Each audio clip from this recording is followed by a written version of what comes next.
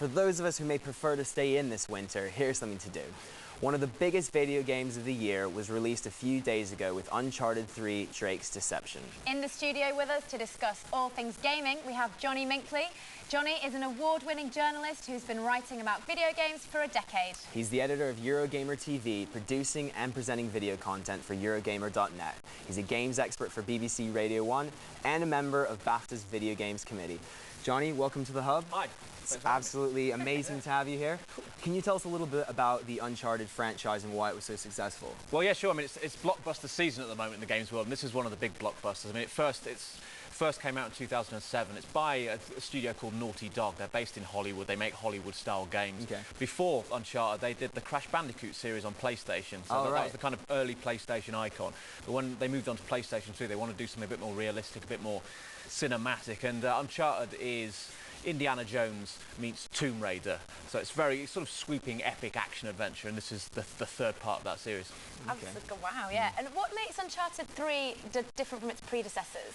Well, it's the same style of game, but it's just, it builds, I mean, the way they work as a game maker, you take something like Grand Theft Auto, where it gives you a big city to play in, and you can kind of go anywhere. Yeah. They have more of a director's eye when they're, so they control where you go. It's all about the camera movements, the sweeping, great set pieces and sequences, but you're controlling it within that. So it's just building up and making it even more epic than you've ever had before. And I mean, there are so many breathtaking moments in this game. Okay, so cinematic, but gameplay-wise, is it third person, first person? It's a third-person game, so you're controlling Nathan Drake, who's the lead man. He's the sort of Harrison Ford of this game. With Lara Croft. He's got a feminine side.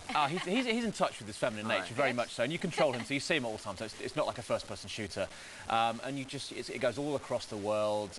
You know, there's a few puzzles in there, but mainly you're running around. There's a bit of sort of run and gun, but it's all about, as I say, the big, breathtaking set pieces. Okay. And how important are the cinematic graphics to the success of a series?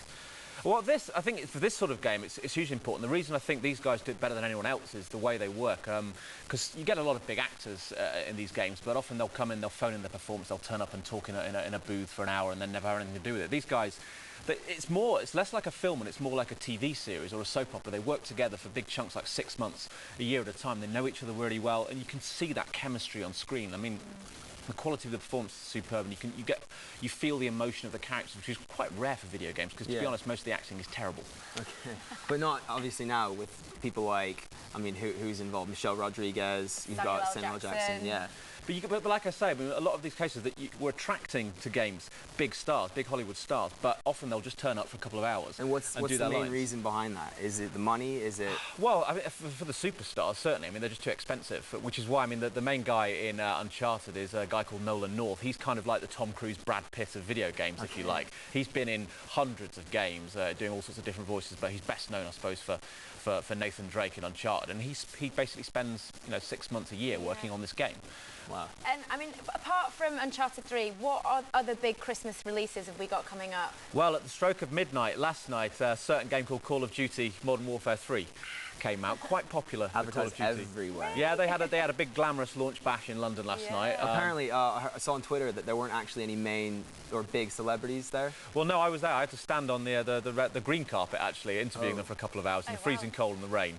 I mean, for me, it's just nice to see the people that make the game. They turn up, and it's just great for them. They pour their lives, the years of their lives into this thing. They turn up, but you got your usual sort of assortment of footballers and the only way is exits people that just turn up because they think there's a free bar. So. Yeah. And any other games that are coming out? Yeah, I mean, like as I say, it's sort of blockbuster season. So there's on Wii, there's a Legend of Zelda: Skyward Sword, which is coming out on, next week, next Friday, on the 18th. I mean, it's the 25th anniversary of Zelda. I mean, I've grown up with that series. A lot of people have, and from what I've played of it so far, it's just phenomenal. It's kind of the swan song for the Wii, if you like. Beyond that, also next week there is Skyrim coming out, the Elder Scrolls, massive fantasy role-playing game, hugely popular. The last one came out years ago, so the anticipation for that has been enormous. So there's loads of excitement for that, and also Assassin's Creed Revelations. Assassin's Creed, another massive series. This is the very final... cinematic as well. Yeah, but different to Uncharted, this is one where it's set in an open world. It's the final one in this series they've said it's going to be set in the Renaissance, because what I love about these games is great action, looks beautiful, but it's the way they use history in the games as well, and they take real historical characters, like they'll stick Da Vinci in there and make him a really sort of interesting character. Brilliant. Thank you so much, Johnny. That is lots of gaming to look forward to. Thank you.